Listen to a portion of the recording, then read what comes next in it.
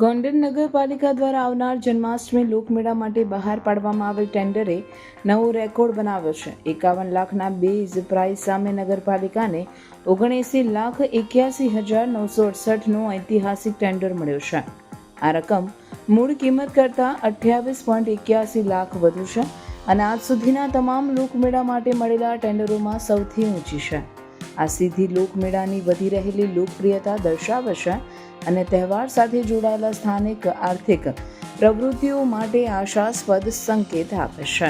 દર વર્ષની જેમ ગોંડલ નગરપાલિકા દ્વારા આ વર્ષે પણ જન્માષ્ટમી લોકમેળાનું આયોજન કરવામાં આવેલ છે, જે આપણી સંગ્રામજી હાઈસ્કૂલના ગ્રાઉન્ડમાં 14/8 થી 20/8 7 દિવસ સુધી યોજાશે।